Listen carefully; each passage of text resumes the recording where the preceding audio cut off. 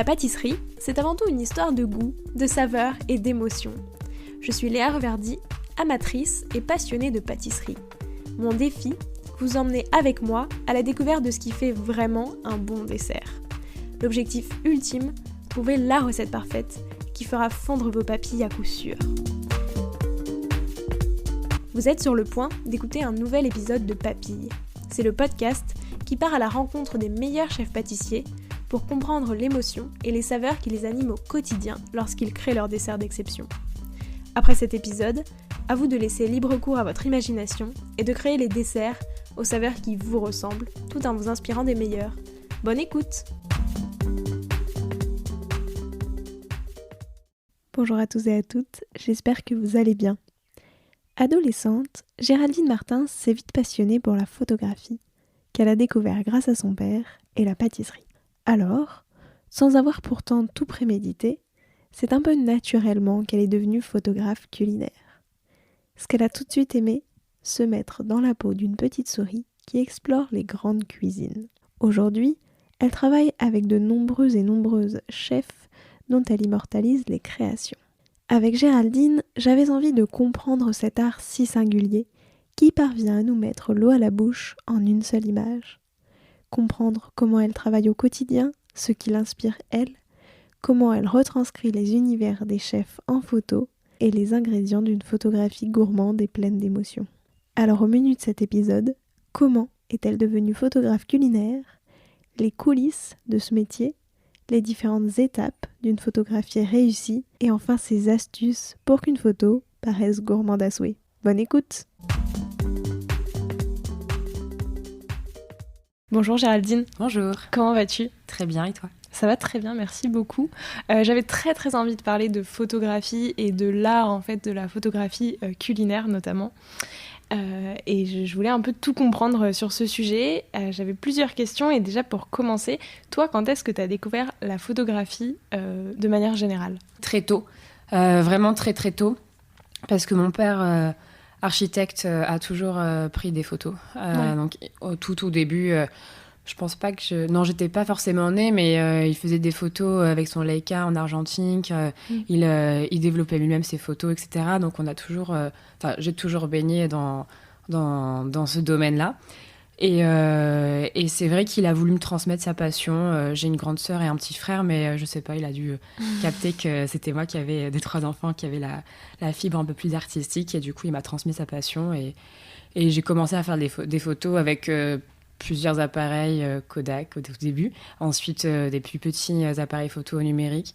Et il m'a offert mon premier boîtier réflexe quand j'étais au lycée. Et à partir de là, avec mon Nikon au lycée, j'ai commencé vraiment à explorer la photo. Ok, mais du coup au début, c'était quel type de... qu'est-ce que tu commençais par faire en photographie? Au tout début avec lui, il y avait pas mal de paysages, d'architecture parce qu'il est architecte. Ouais. Et ensuite, quand j'ai commencé à faire mes propres photos pour moi, il y avait c'était beaucoup dans le cadre de... Alors, il y avait beaucoup de photos perso forcément avec des copines et compagnie. Mais après, c'était aussi dans le cadre de mes exercices d'art quand j'étais au lycée où j'ai fait spécialité art et option art. Et en fait, je ne faisais que de la photo, ce qui énervait beaucoup mon prof d'art parce que j'explorais pas trop d'autres choses, la peinture ou le collage et compagnie. Et c'est vrai que les sujets... je demandais souvent à ma meilleure amie de poser parce qu'elle faisait la danse classique et j'ai toujours été inspirée par... Helmut Newton. Donc là, j'ai le gros livre dans ma bibliothèque qui est assez imposant. Et c'est vrai que ça a toujours été une source d'inspiration. Et comme à ce moment-là, je voulais plutôt m'orienter dans l'univers du cinéma par la suite, c'est vrai que j'essaie de composer des photos un peu plus cinématographiques, comme on peut dire. Et après, ça a été rapidement le culinaire, parce qu'à la maison, j'aimais bien faire la pâtisserie. Et du coup, je me suis dit, tiens, je vais prendre en photo mes réalisations.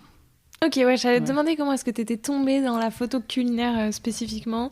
Et du coup, quand est-ce que tu t'es dit, voilà, maintenant, je sais que c'est ça. Enfin, du coup, comment est-ce que tu as switché un petit peu entre, je veux partir dans le cinéma et puis finalement, non, la photo culinaire, c'est ce qui m'intéresse le plus. Je le voyais pas comme un métier, la photo culinaire. J'en faisais vraiment... alors, au lycée, c'était vraiment... Je faisais des gâteaux d'un point de vue purement hobby. C'était un peu un petit échappatoire à l'approche du bac. Et en fait, en plus de ça, il y avait personne dans ma famille qui réalisait du sucré. J'ai toujours été très gourmande. Bon, là, j'avoue, j'ai perdu mon bec sucré. Je mange plus trop de gâteaux. Mais je l'étais à l'époque. Et je me disais, tiens, c'est bête. Mes parents, du coup, ils cuisinent vraiment très, très bien. Mon père, c'est un gros épicurien. Il m'a transmis beaucoup de choses. Mais vraiment dans le salé. Et tout ce qui est sucré, dessert, goûter et compagnie, on n'avait pas... comme on peut entendre Mamie Gâteau ou la tata qui fait des gâteaux, etc. Et bon, du coup, j'avais pas ça. Donc, je me suis dit, bon, bah, du coup, ça sera Géraldine qui fera les gâteaux à la maison. Et c'était un vrai... Et c'est à partir de là où j'ai commencé à vraiment m'intéresser à tout ce qui est dans le milieu du culinaire, donc à regarder toutes les émissions, que ce soit Top Chef, Le Meilleur Pâtissier et tout ce qui tournait autour. On avait une chaîne... je regardais tout dans cette chaîne-là... bon, déjà, il y avait très très bon aussi que je regardais. Et la chaîne... mais j'ai un trou. Il y avait une chaîne vraiment spéciale cuisine, je sais plus comment elle Ça me s'appelait. dit quelque chose. Bon, bref, je sais plus comment elle s'appelait, mais il y avait Cuisine Plus. Ouais, c'est ça. Et je matais toutes les émissions de cette chaîne entre deux révisions de bac. Et petit à petit, j'ai commencé à prendre l'habitude de prendre mon appareil photo au restaurant. Mais il n'y avait pas forcément les réseaux sociaux à ce moment-là, mis à part Facebook. Et j'avais un Tumblr. J'étais très fière d'avoir mon Tumblr. J'ai alimenté mon Tumblr avec les photos culinaires. Et en fait, je voyais pas ça comme un métier, parce qu'en plus de ça, donc j'avais un peu ma direction que je pensais qui était tracée de m'orienter vers les métiers du cinéma. Donc ça ne l'a pas fait. Et en fait, donc post-bac, ma mère qui m'encourage à ne pas rien faire pendant toute l'année pour réfléchir, mais elle me disait, fais une fac d'anglais et au moins tu perdras pas forcément de temps et peut-être que tu aimeras ça et compagnie. Donc j'ai fait ça. Et en fait, en parallèle de mes études, j'ai toujours... alimenter en fait mes centres d'intérêt,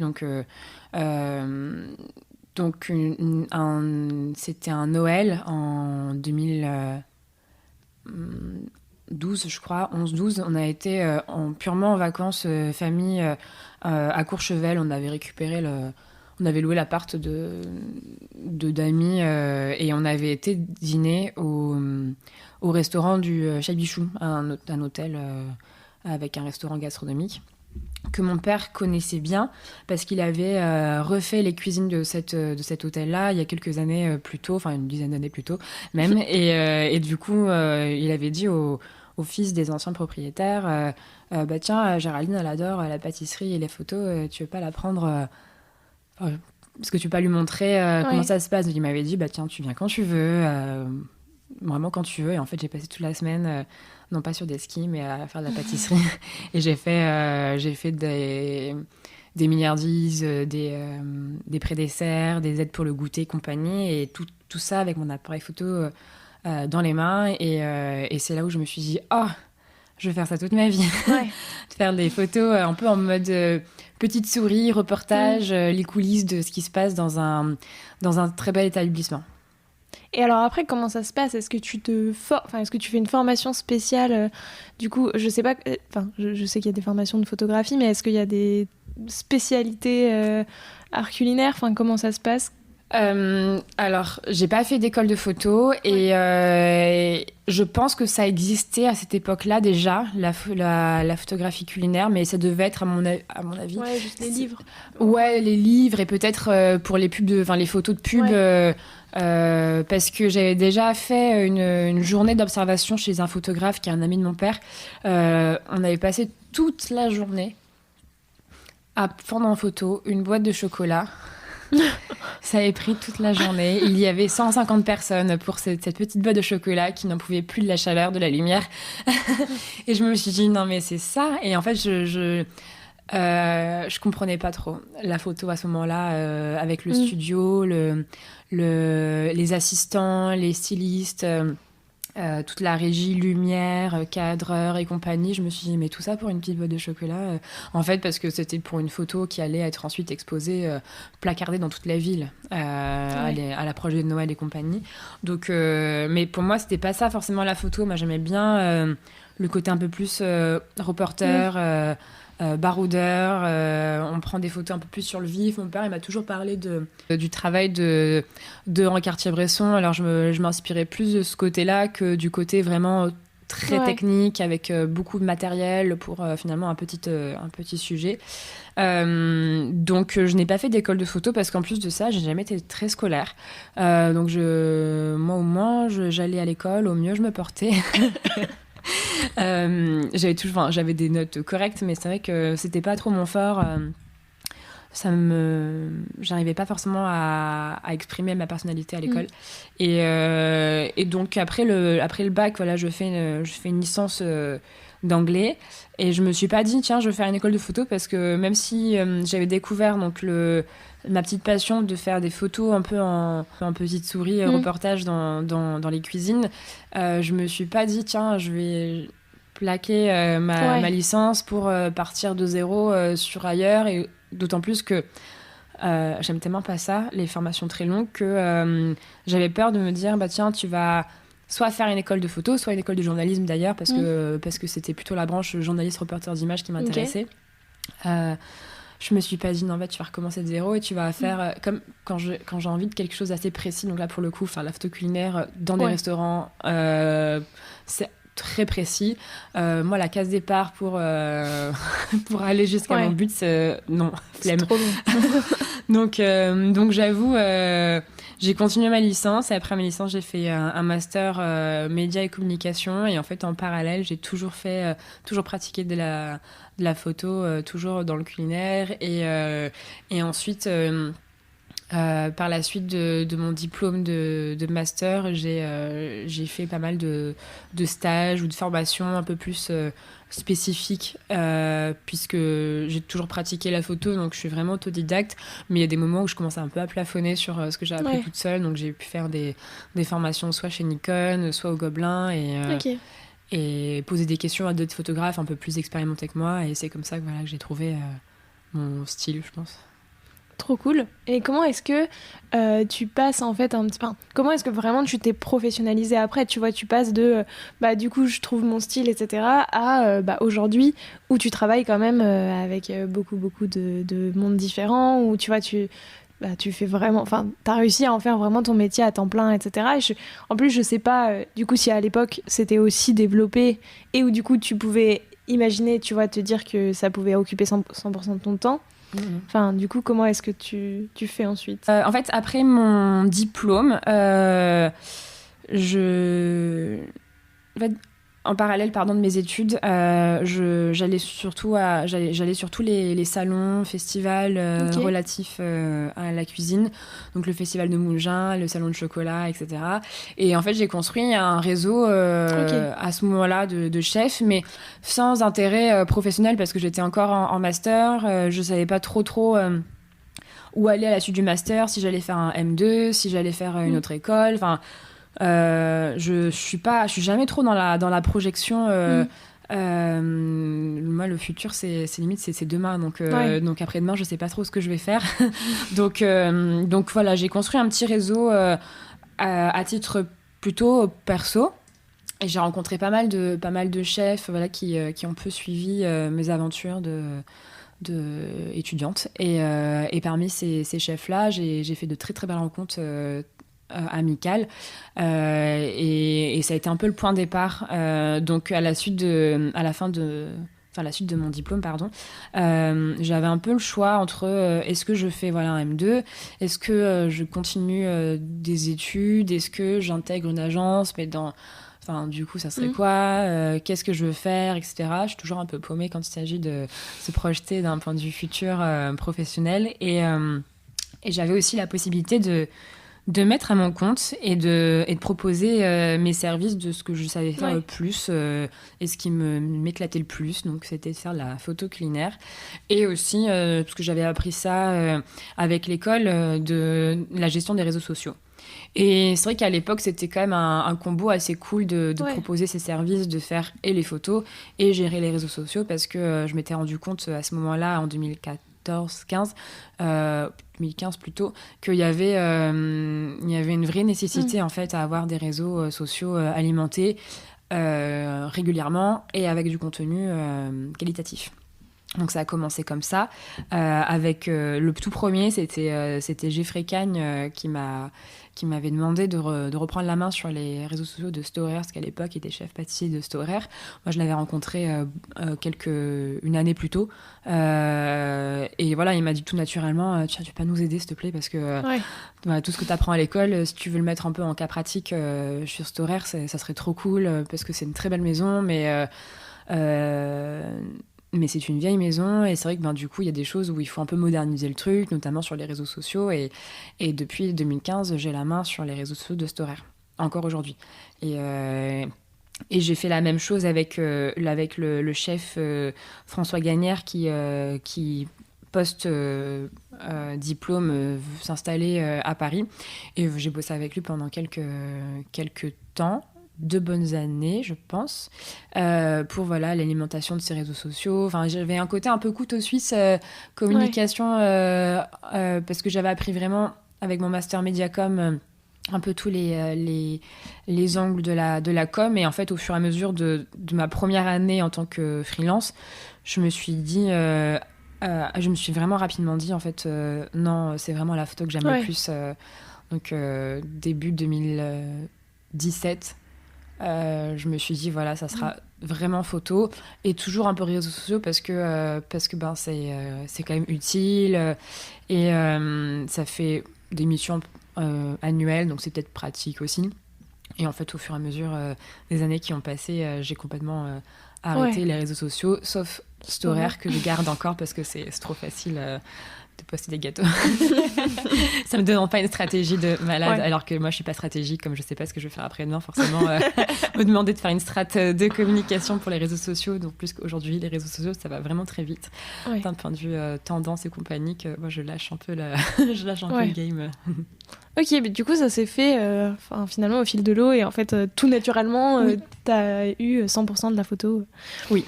Et aujourd'hui, comment ça se passe ?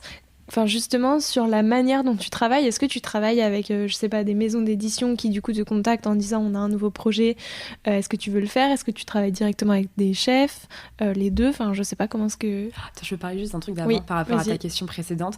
Je pense qu'aussi par rapport au fait qu'aujourd'hui, je suis que photographe, je pense qu'à l'époque, comme je n'avais pas fait d'école de photo, j'avais aussi un peu un petit complexe de me dire je suis photographe. Donc, j'utilisais également la casquette de je suis CM photographe pour... un peu déculpabiliser. Et se dire, s'ils se disent la photo est pas aussi incroyable que dans un studio, c'est normal. C'est ça, voilà. Je me sentais pas légitime de dire que je suis photographe parce que j'avais pas fait d'école de photo, alors que comme j'avais fait un master Mediacom, j'avais appris la communication, et du coup je me sentais plus à l'aise de dire ça. Et en fait, au fur et à mesure, je me suis dit, non, mon truc c'est vraiment la photo, je me forme dessus, et il y a beaucoup d'autodidactes.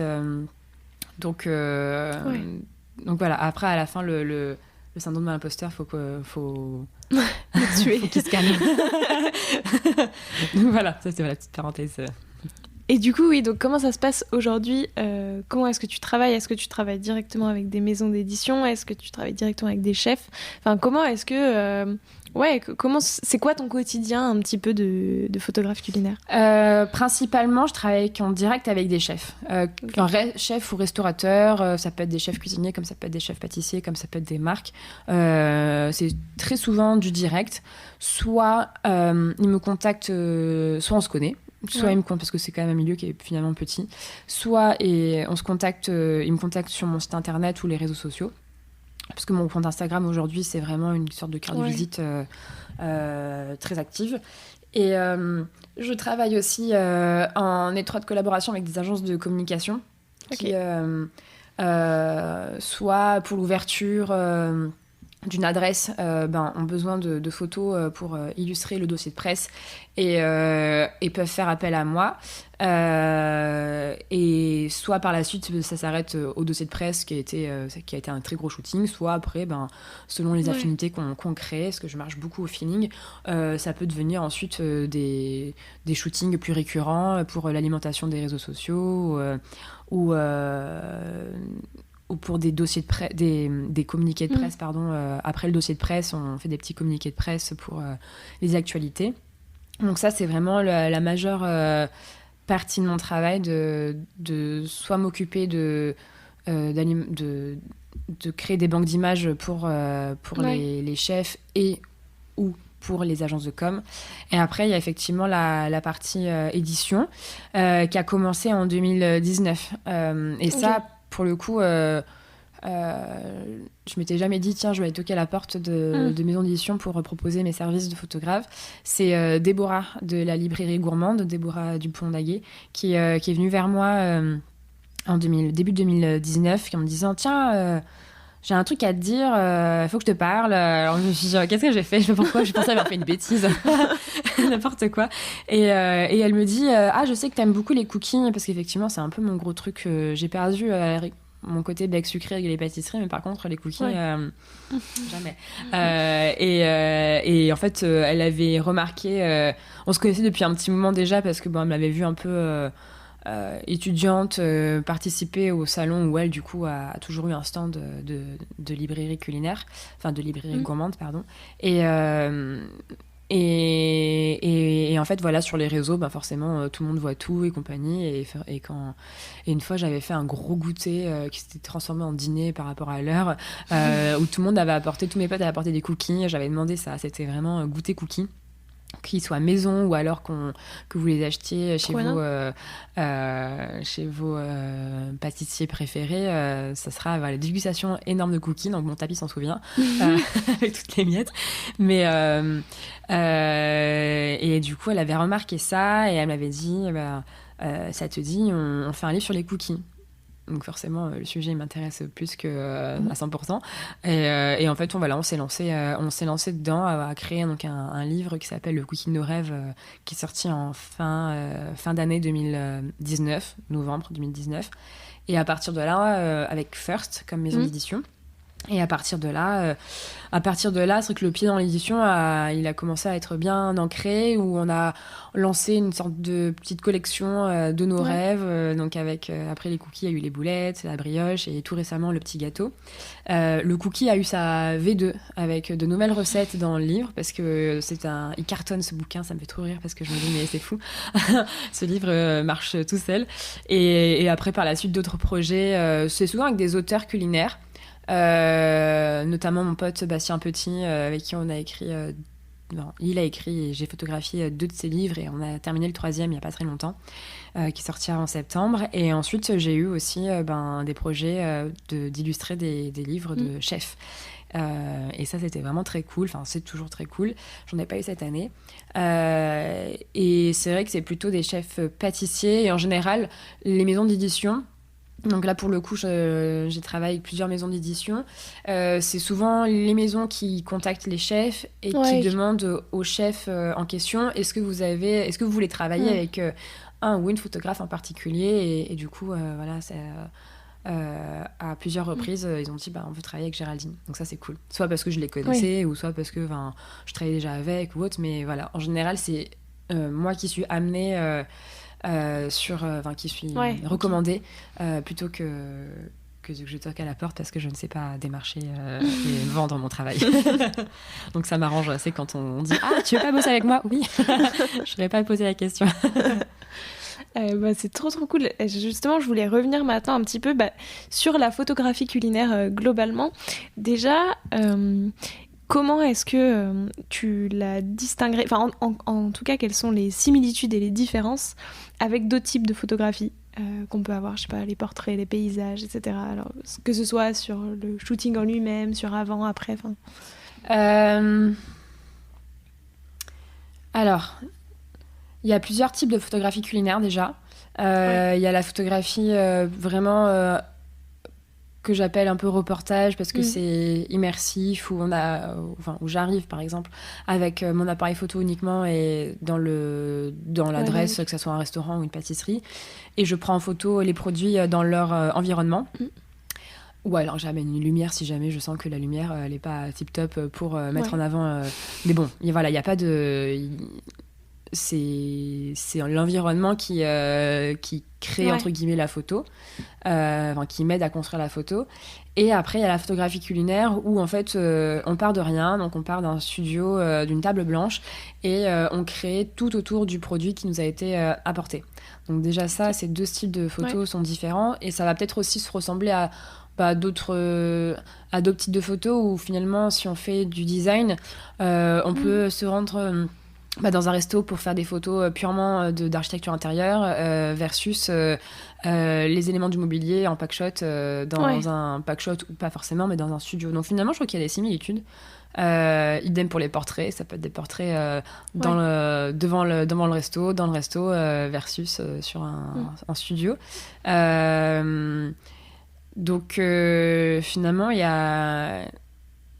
je trouve qu'il y a des similitudes. Après, il y a la chose qui diffère dans le culinaire, c'est que forcément le produit se consomme et vit aussi d'une certaine façon. Donc on peut parfois manquer un peu ne pas avoir le temps nécessaire. Si jamais un chef, par exemple, fait une émulsion dans son assiette, forcément on n'a pas 10 minutes parce que l'émulsion, au bout d'un moment, elle retombe. Mais du coup, on va travailler différemment par exemple, pour cette même problématique. C'est vrai que quand on est au restaurant, en photographie reportage, on va être vraiment au tac au tac. Le chef met son émulsion au dernier moment, on prend la photo. Et si jamais cette photo-là, il faut qu'on la fasse au studio, on va essayer de trouver des petites astuces pour que l'émulsion tienne. Donc il y a des petites astuces, par exemple, pour remplacer une crème, une chantilly, on peut prendre de la mousse à raser. C'est pas forcément ce que je fais tout le temps, mais on sait que ça existe. Et ça, pour le coup, c'est vraiment la styliste. Alors moi, pour le coup, je suis pas photographe styliste, je travaille avec une styliste et c'est elle qui va vraiment s'occuper de tous ces aspects un peu plus techniques. Donc là, par exemple, j'ai fait un shooting de glace. La veille, on a demandé à ce que les glaces soient livrées la veille du shooting, et comme ça, elle a commencé à bouler, à bouler les glaces pour qu'on n'ait pas ce temps-là de perdu le jour J, et les boules sont déjà prêtes, on n'a plus qu'à dérouler. Ok, du coup, oui, donc en fait, quand tu le fais en version un peu plus studio, tu travailles avec une styliste directement, et en fait, donc elle fait tout le décor, etc. Et toi, tu t'occupes juste de... Oui, de gérer la lumière et de faire la prise de ouais, parce que c'est quand même gros, et en plus, quand on part de rien, donc d'un mur blanc, d'une table blanche, c'est vrai que j'aime bien qu'on soit 2, ça permet d'avoir déjà 2 cerveaux. D'autant plus que nous, on est assez complémentaires, donc on réfléchit vraiment à 2, donc ça veut dire qu'on réfléchit 2 fois plus. C'est pas on réfléchit à moitié chacune et ça fait un cerveau. Au total, ça fait vraiment 2 cerveaux, et parfois c'est marrant parce qu'une commence une phrase, l'autre la finit, c'est assez drôle. Mais ouais, c'est quand même pratique d'avoir une styliste, parce que notamment pour ce genre de shooting-là produit, il y a souvent besoin d'achat stylisme. C'est ça. Donc voilà, trouver la chiner la vaisselle, et ça, du coup, c'est un travail préparatoire qui est énorme versus mon travail post-shooting de retouche. Donc c'est vrai que de faire tout, moi je pense que j'arriverai pas. Donc voilà, le fait que ça soit elle qui se charge du shopping s'il y a besoin, et de réfléchir à des compositions, à des sets, c'est vraiment pratique. Comme ça, on n'a vraiment plus qu'à dérouler. Pour les livres de cuisine, par exemple, ceux de Bastien Petit, où elle a travaillé avec nous sur le livre de fromage fondu, par exemple, on l'a fait ici, dans le studio. Il y avait Bastien, l'auteur, qui était en cuisine pour faire ses recettes. Marion, qui elle, du coup, organisait chaque set de la recette qui allait arriver. Moi, je faisais la photo. Enfin, il y a vraiment un côté où, finalement, on travaille tous main dans la main. Ça déroule beaucoup plus vite. Et comme Marion... Donc elle s'appelle Marion Chibrard, ma styliste avec qui je travaille tout le temps, je travaille qu'avec elle, The Flying Floor sur Instagram. Comme elle cuisine trop bien, elle sait pas que mettre en place en fait les éléments. Donc si jamais Bastien il a besoin d'aide pour avancer la deuxième recette, du coup elle sait faire. Et c'est un gain de temps, d'énergie, et ça nous permet aussi d'être entre potes, entre guillemets, et clair, ça rend quand même le travail très très confortable. Non, puis c'est vrai que c'est un autre métier, tu vois, comme tu dis, je trouve il y a un travail de composition, j'imagine, tu vois, où il y a des trucs pour le coup qui s'apprennent vraiment, vraiment de si tu le mets là, ça va plutôt faire ça, etc., qui sont Oui. encore autre chose que la gestion de la lumière et tout l'editing, effectivement, Bah, c'est dont on n'a ça. pas encore parlé, mais je veux dire, du coup, c'est un autre métier encore que juste photographe. Enfin, c'est pas les mêmes métiers, quoi. Exactement, j'imagine. et en plus, quand elle installe son set avec le produit et tout ce qu'il y a autour, elle sait pas forcément ce que je vais voir dans l'appareil photo, mais ce sont des suggestions, et après, moi, j'ai le droit de bouger parce que je me dis, bah tiens, finalement, j'ai envie de prendre cet angle-là parce que là, la lumière, elle tape là. Je vais bouger un petit peu, mais il y a le travail qui a été déjà fait par elle en amont, et après, c'est juste, on peaufine ensemble. Et ça, c'est quand même vraiment cool. Ok. Et du coup, quand tu le fais peut-être plutôt sur la version en mode reportage, comment ça se passe ? Est-ce que tu arrives du coup dans les cuisines, mais tu vois, pendant une journée normale, classique, et du coup, juste toi, l'idée, c'est, comme tu disais tout à l'heure, être une petite souris et voir un petit peu et prendre en photo tout ce qui est finalement le quotidien des chefs, mais qu'il n'y a pas, ou est-ce que pour le coup, c'est vraiment aménagé et tu vois, et chaque chose est fait en se disant qu'il y a la photo, etc., etc. Ouais, c'est plutôt le deuxième. Parce que,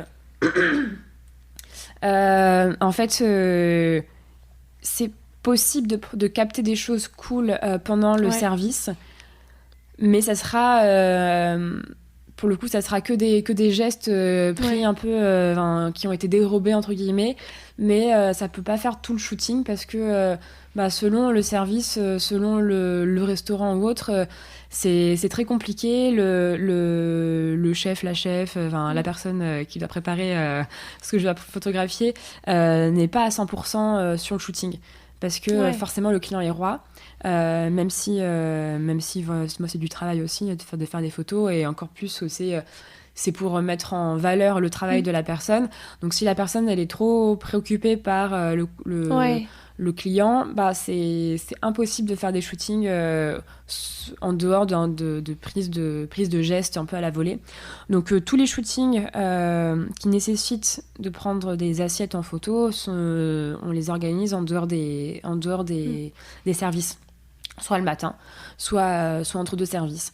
C'est vrai que le matin, il y a un côté un peu à la fois cool et complexe parce qu'il y a la mise en place de tout. Donc, en général, les shootings, on les organise de toute façon plusieurs semaines en amont. Donc, les équipes sont préparées. Ils vont forcément peut-être préparer, j'imagine, la veille, un peu plus de mise en place que ce qu'ils font le jour même. Comme ça, moi, le chef, il est vraiment dédié à... Le chef, la chef, bref. Il est vraiment dédié à moi, à ma présence. Et si jamais j'ai besoin de lui ou d'elle pour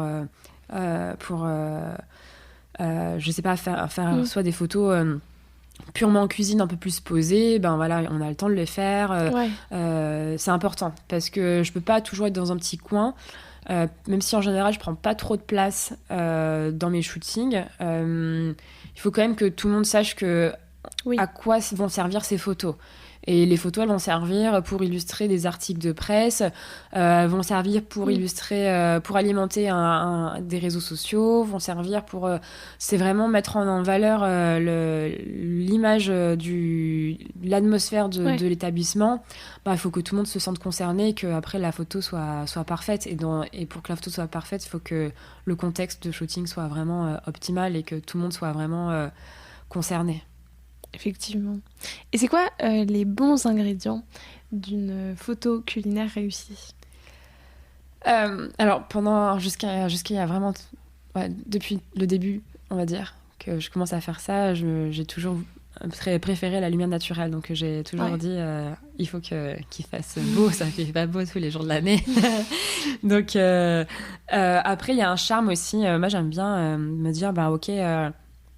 alors, quand il s'agit de photos reportage en immersion, forcément, on suit un petit peu le fil des saisons versus en studio, c'est pas la même, mais où on peut faire en hiver des photos pour printemps-été. Donc ça, c'est pas la même composition et pas le même matos, j'ai envie de dire. Mais voilà, quand on est en immersion dans un lieu, si jamais il fait pas beau, en fait, j'aime bien me dire, en fait, il fait pas beau, donc on va faire des photos même s'il fait pas beau, et il y aura peut-être un rendu pas forcément tristoun. Faut se dire, ok, alors s'il fait pas beau, on a peut-être envie que la photo soit très douillette et qu'on se dise bah tiens je sais pas si jamais on fait une photo dans un coffee shop et il fait un peu tristoun, bah on va essayer de rendre la chose très doudou, confort, pour qu'on se dise bah ok, quand je vois la photo du chai latte, j'ai qu'une envie, c'est de me glisser sous un plaid avec un chai latte et mater un film.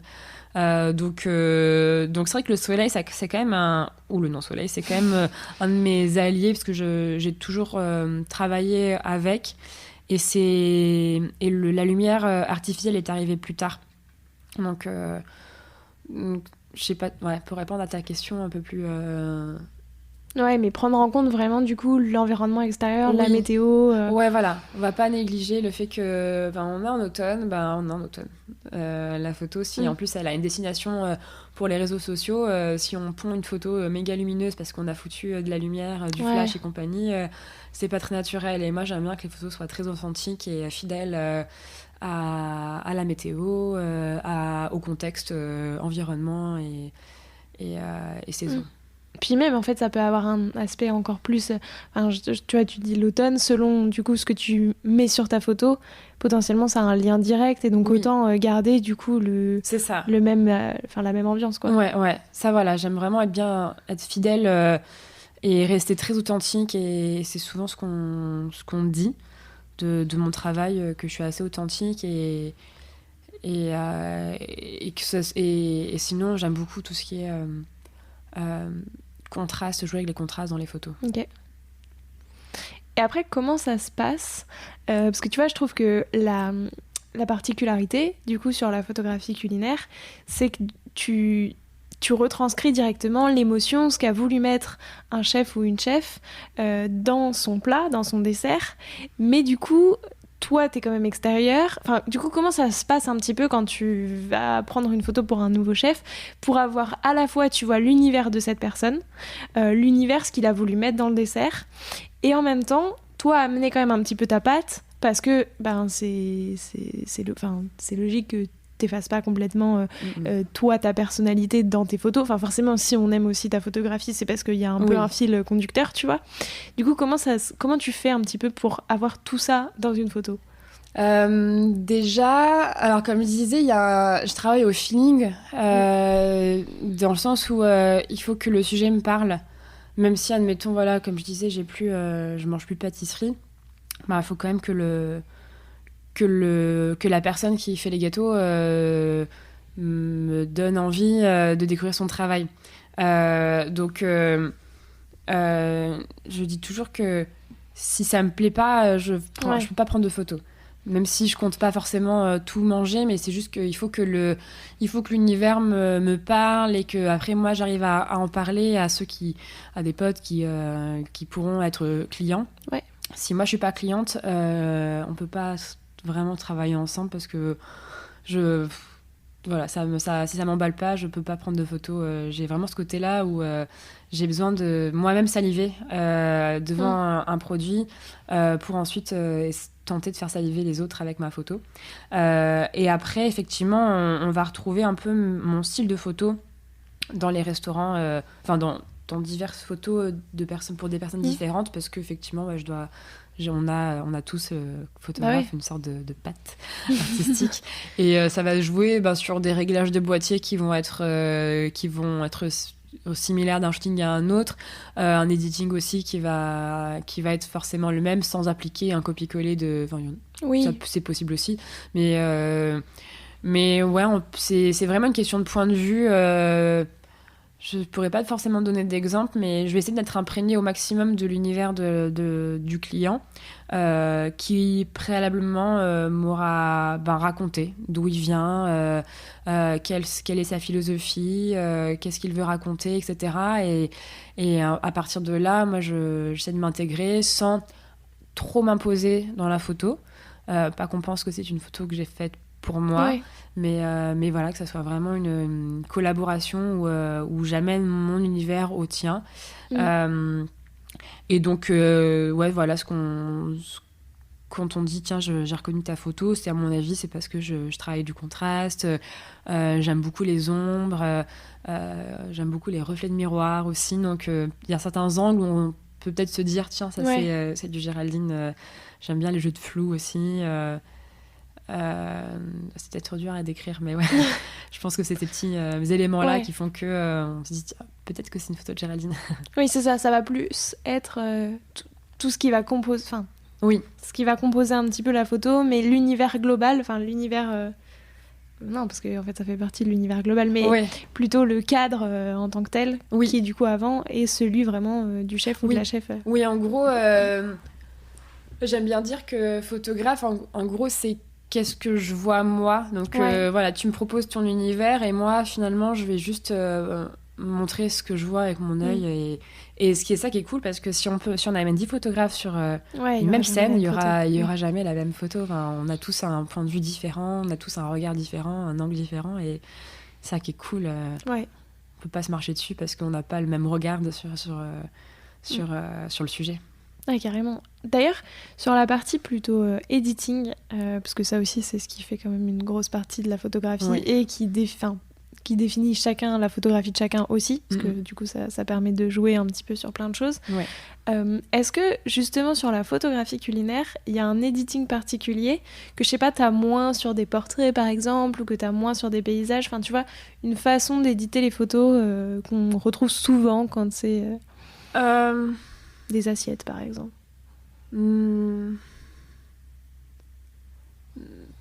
Non, parce que j'allais dire de pas mettre trop de saturation, mais en vrai sur un visage non plus on va pas trop saturer les couleurs de l'air.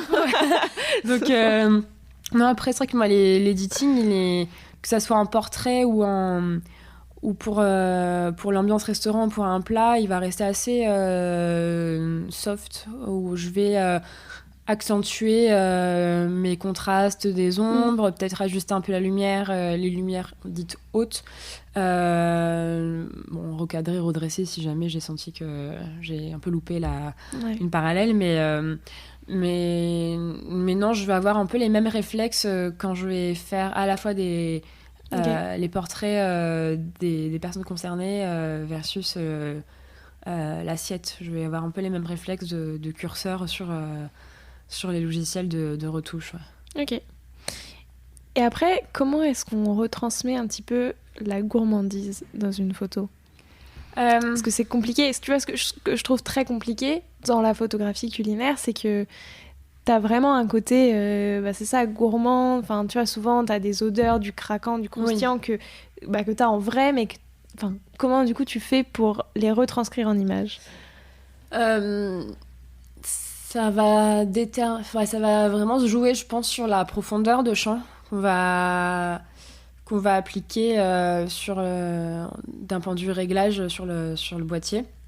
Et après, l'angle voulu. Donc, c'est vrai qu'il y a des choses, il y a un peu des do et don't quand même en photo culinaire, notamment avec une bouteille. Si on prend une bouteille en photo, c'est toujours un peu compliqué de la prendre. Tu vois, un peu de haut.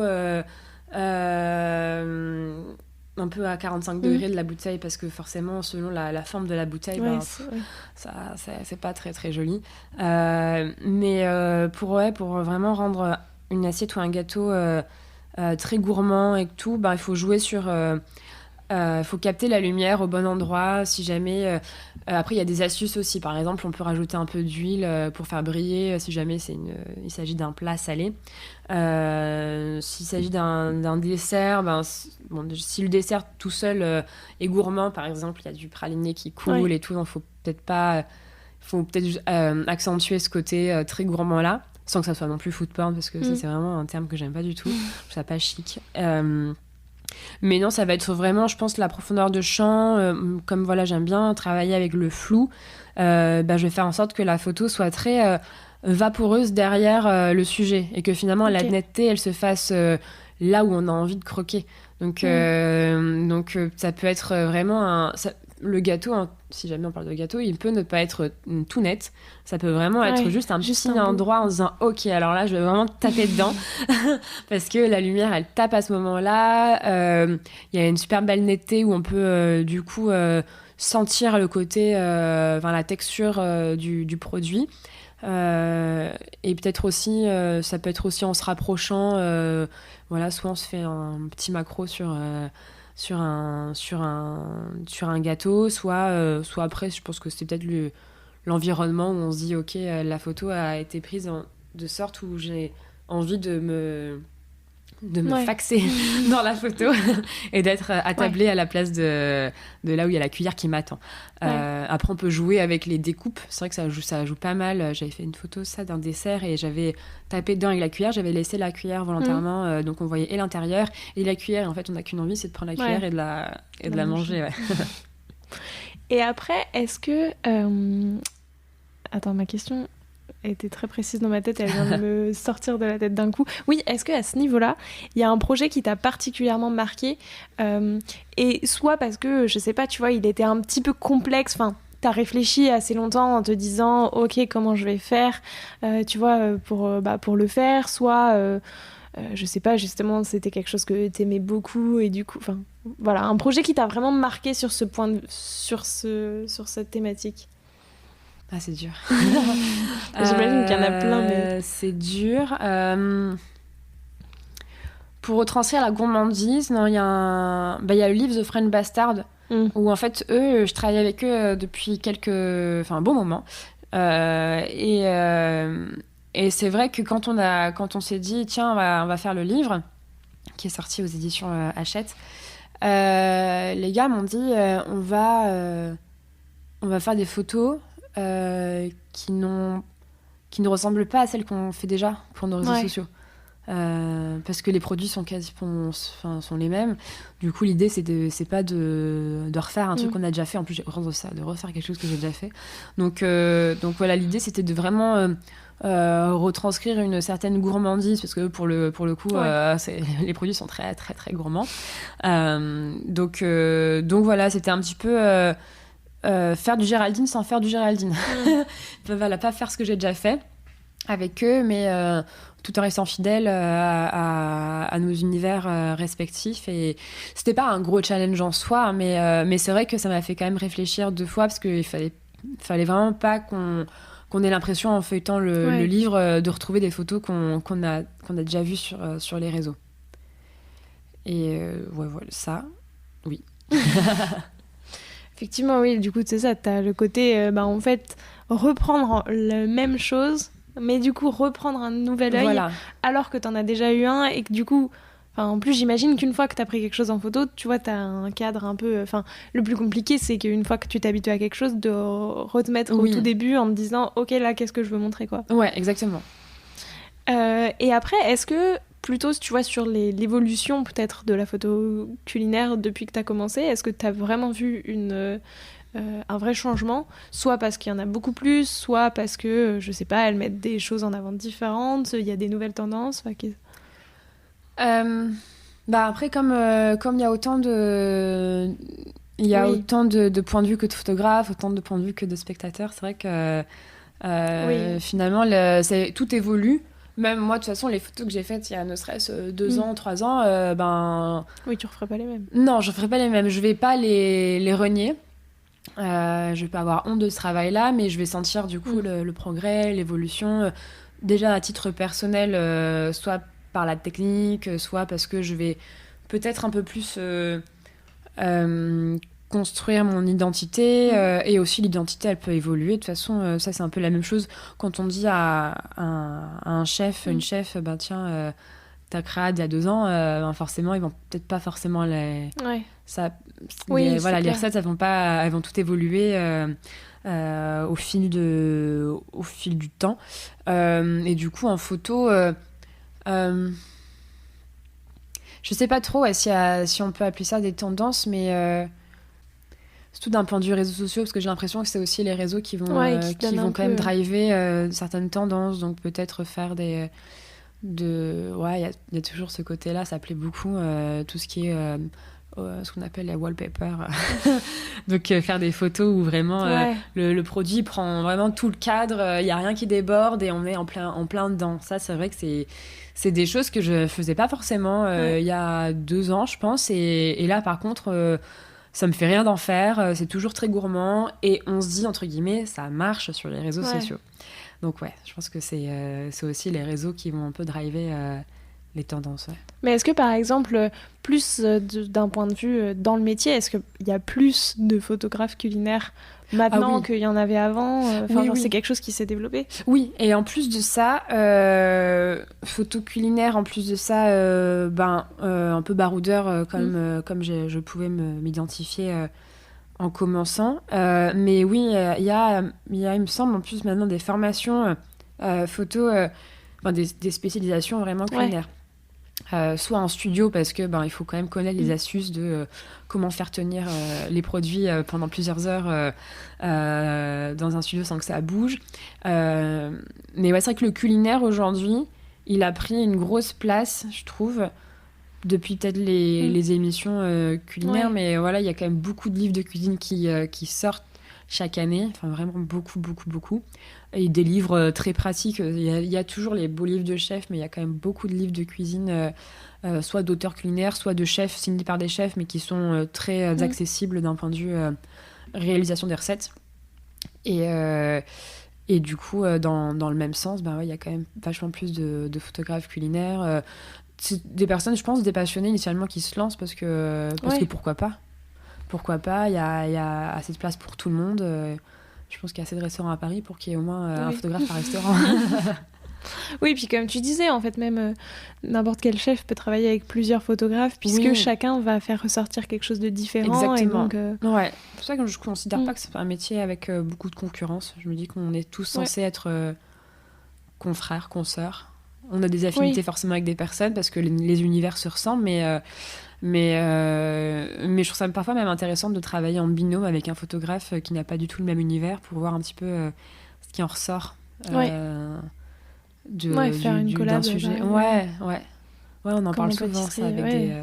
Exactement, comme faire un quatre-mains. Ouais, c'est ça. Ouais, tout à fait. Parce qu'effectivement, tu peux avoir différents angles de vue, puis où tu pourrais... Enfin, tu sais, des triptyques presque, avec du coup un dessert vu par... Exactement, oui. Ouais, c'est cool.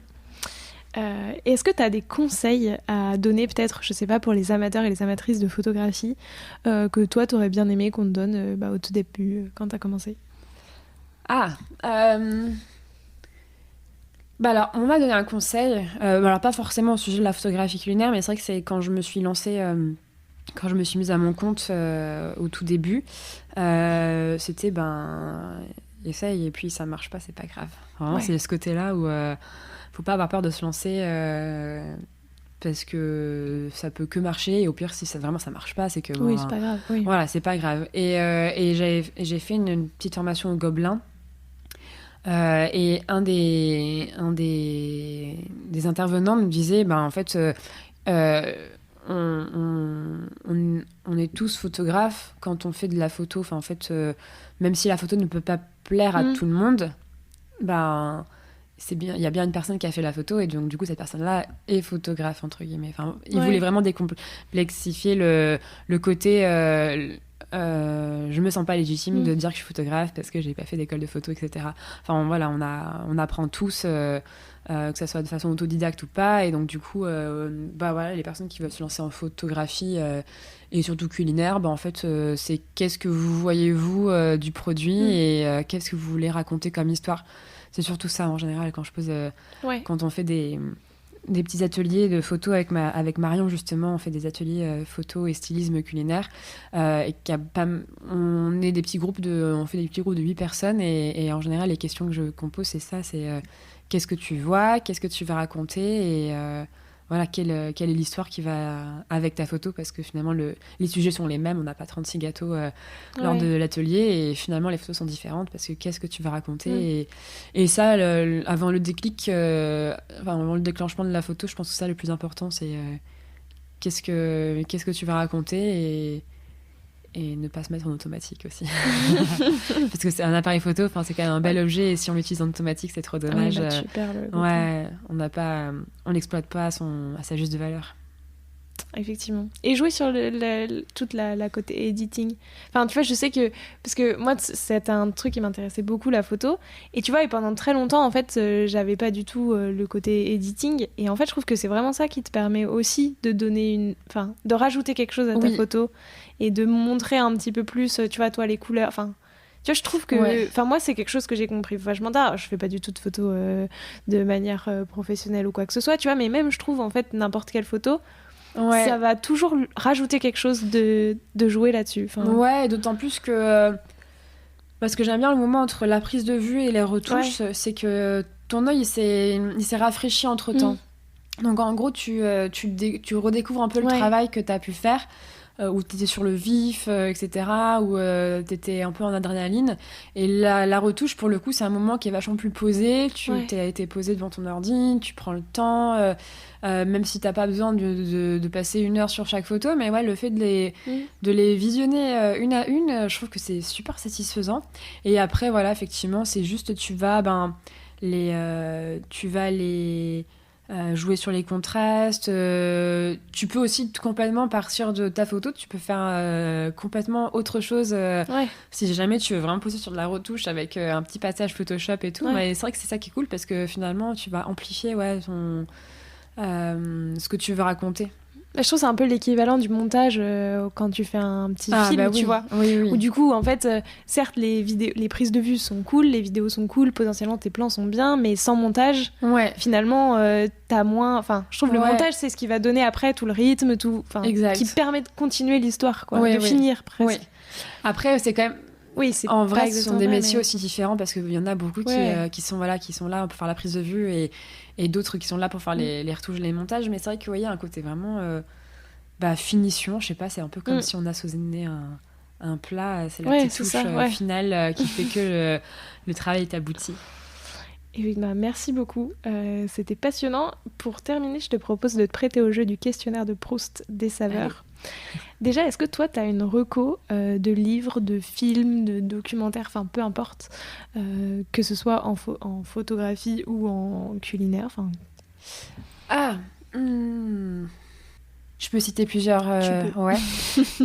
sur mon canapé, j'ai 2 livres que j'aime bien feuilleter en ce moment. J'ai un peu du mal à les ranger dans ma bibliothèque parce que je les aime beaucoup trop. Et en plus, je trouve que d'un point de vue code couleur, je trouve qu'ils vont très bien ensemble, c'est fou. Carrément. Alors, il y a le Tiens Goûte, donc la bande cuisinée de Chloé Charles, donc, qui n'a absolument rien à voir avec un livre de cuisine, un livre de recettes.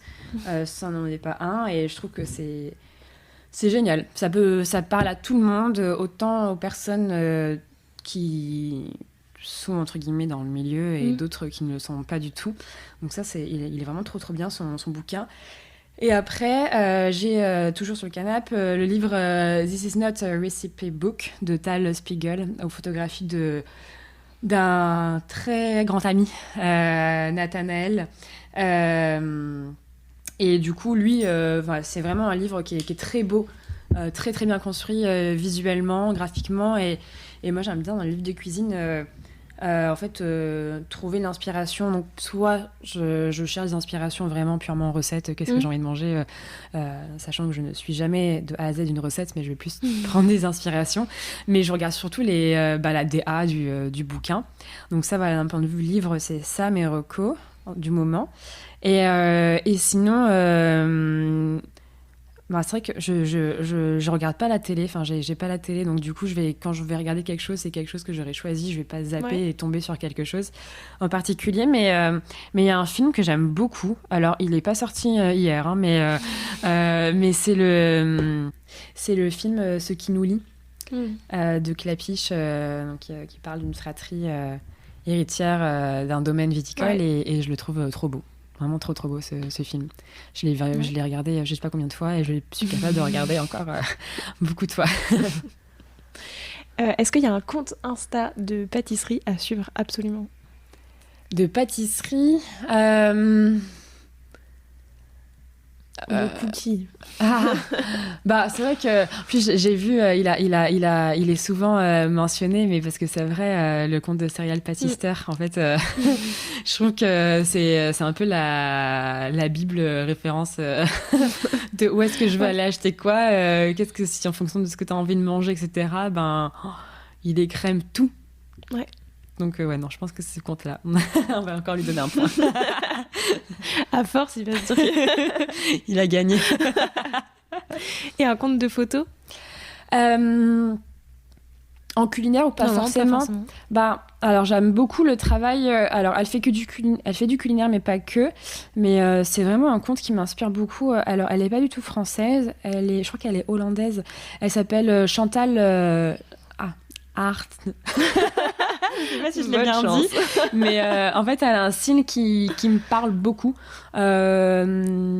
Voilà, vraiment graphiquement, je trouve que c'est très très beau ce qu'elle fait. Elle fait aussi un peu de vidéos, elle fait aussi des mariages, donc parfois elle mêle à la fois des restaurants au mariage dans son feed. Et j'adore tomber sur ses publications. Même parfois je mate son feed parce que je le trouve vraiment très inspirant.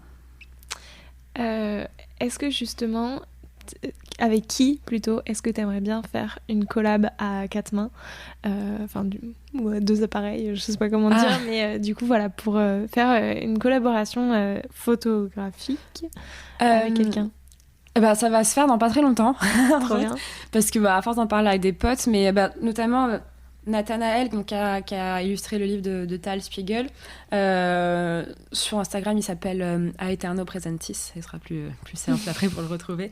On en parle souvent et on aime bien aussi parfois se prendre en photo. Il m'a déjà pris en photo 2 fois. Et là, ouais, on a un petit projet de prendre un même lieu en photo. Donc moi, avec des angles un peu plus de détail et lui avec son point de vue. Donc on va faire ça dans pas très longtemps. Et sinon, avec Peppa, on en avait parlé. C'est vrai c'était des idées un peu entre guillemets en l'air, mais ouais, avec Peppa, on avait déjà évoqué cette idée-là de se dire on prend le même sujet et on fait des photos. Et donc voilà, après à voir quand est-ce qu'on peut faire ça, mais d'un point de vue futur un peu plus proche, avec Nathanaël, il y a ce projet-là. Et alors toi, c'est quoi le cookie de tes rêves ? Alors moi, il faut forcément qu'il ait chocolat noir, je préfère, et il faut qu'il soit mais vraiment dodu. J'aime bien quand il est très gourmand. J'aime beaucoup aussi quand il est garni de noix ou de noisettes, mais il faut qu'il soit vraiment... tu manges un cookie, quoi, t'es content, quoi. Le cookie plat, non, ça non.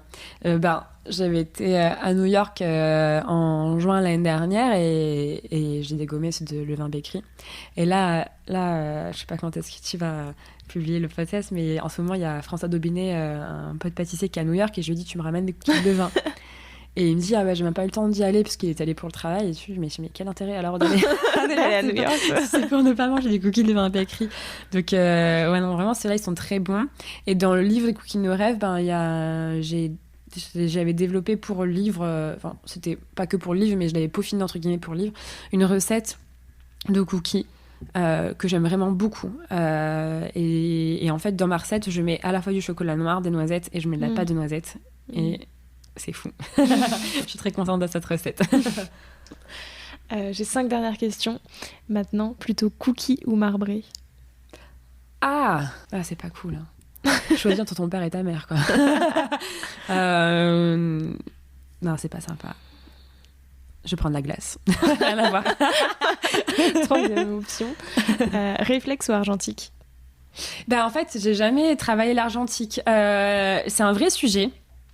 Parce que mon père a conservé son argentique, donc il a chez mes parents, il est toujours là, et il m'a dit c'est le tien, tu l'utilises quand tu veux. Et je ne sais pas pourquoi, mais je suis un peu comme ça, parfois je m'obstine à des trucs, j'ai peur d'utiliser son argentique. C'est très bête. Voilà, c'est vraiment... c'est trop bête. Et donc, pour le coup, je vais dire réflexe parce que je n'utilise que ça. Ou alors hybride. Ou alors Kodak. mais c'est vrai que non, l'argentique, j'ai jamais fait de photo avec. Et pourtant, je trouve que le rendu est dingue. Et en plus de ça, je sais pas pourquoi, je me dis que peut-être aussi, si je dois prendre l'argentique, il faut aussi que je fasse mes développements toute seule. Donc, il y a un vrai... il y a un vrai travail de A à Z autour et je sais pas, j'ai pas encore passé le cap de dire à mon père tiens filme-moi ton Leica et je vais faire des photos, mais Pourtant, ça doit être trop cool en plus de les développer, d'être dans ta chambre noire un petit peu, de faire son truc, ça doit être incroyable. C'est ça, et en plus de ça, lui, il sait faire. Donc c'est pas comme si je m'étais dit, tiens, je vais faire n'importe quoi. Il sait faire, donc non, bah je sais pas. Bah écoute, tu sais quoi, challenge cet été, je vais faire ça. Je passe un mois avec eux, donc je vais faire ça. Je veux voir les photos. Voilà. J'ai hâte. Photo au gâteau. Ah bah photo. Sans hésiter. Glace au chocolat. Alors précisément sorbet au chocolat. Sorbet au chocolat. Ouais. Et t'as une référence en particulier? Mon glacier préféré, c'est la fabrique Givray. Ouais, ils le font. Voilà, donc j'ai dû manger. Et il est trop bon, manger leur... Ouais, c'est ça. Et aussi, ils font un sorbet cacao. Voilà, c'est le sorbet chez cacao. Et j'ai aussi un autre parfum de glace préféré, de sorbet, c'est coco. Et ce parfum-là chez eux est incroyable. Ils mettent de la fleur de sel et c'est fou. La fleur de sel, c'est indispensable, je pense, dans la gâteau. Et du coup, plutôt livre ou compte Instagram? Oh bah alors tes photos. Bah j'aimerais bien dire livre en fait, mais c'est horrible parce qu'on est vraiment dans une époque où on consomme tellement Instagram qu'à la fin, à la fin on n'a pas le temps de dormir si on doit à la fois bouquiner, à la fois regarder Instagram. Donc il y a un côté où forcément Instagram c'est rapide, mais on consomme trop vite. Donc oui, t'as pas le temps d'admirer vraiment les photos, quoi. Ouais, après dans les bouquins, et même que ce soit sur Instagram, moi j'aime bien quand même aussi sortir de l'univers food, parce que je vais pas rester que dans ce spectre-là, mais ouais, c'est vrai qu'en ce moment, sur ma table de chevet, il y a des livres, mais qui m'attendent depuis longtemps. Un petit peu. D'ailleurs, est-ce que tu vois, entre une photo que tu fais à destination d'un compte Instagram versus une photo qui est pour un livre, est-ce que tu les construis pareil, justement parce qu'elles sont pas consommées de la même manière, et que du coup, sur Insta, comme tu scrolles, est-ce que tu vois, faut qu'il y ait vraiment un élément marquant pour que les gens s'arrêtent? Eh ben... je pourrais dire oui, mais en fait non, je vais essayer de les construire du sens où les photos vont être utilisées sur tout support et pas spécifiquement sur Instagram. Et alors après, si on me dit mais ta photo elle est pas Instagram, ouais bah tant pis, elle est pas Instagram, mais par contre on peut te faire une super belle couverture, une super belle pleine page d'un magazine, et non, j'ai pas envie de répondre à la demande Instagram en particulier, Instagram ou autre réseau social. Oui, non, mais c'est sûr, enfin je trouve que c'est tellement joli une belle photo que... Ouais, voilà, je me dis pas les photos que tu fais c'est pour un réseau social, j'essaie de penser un peu plus large. Merci beaucoup, c'était trop cool, j'ai adoré parler de ce sujet avec toi. Ah mais trop cool. Je te laisse le mot de la fin. Est-ce qu'il y a quelque chose que tu aimerais ajouter pour clore cet épisode? Ce week-end j'ai vu que le serial pâtisseur il avait posté le brookie de Cookie Diction et j'ai bugué devant la photo. Voilà. Je sais pas si c'est un bon mot de la fin, mais en tout cas FAIM. Merci beaucoup. Merci à toi. J'espère que cet épisode vous a plu, et moi je vous dis à la semaine prochaine en compagnie d'Edwin Yansane. Prenez soin de vous.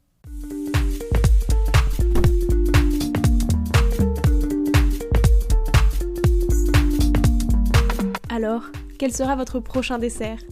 Merci d'avoir écouté cet épisode jusqu'au bout. S'il vous a plu, n'hésitez pas à le partager aux gourmands qui vous entourent. Et si vous voulez soutenir Papille, 2 choses. La première, notez l'épisode 5 étoiles sur Apple Podcast et laissez un joli commentaire. La seconde, vous rendre sur papillepodcast.com, sans oublier le S de Papille, et vous abonner à la newsletter pour être prévenu de la sortie des prochains épisodes et des articles que j'écris régulièrement. À bientôt!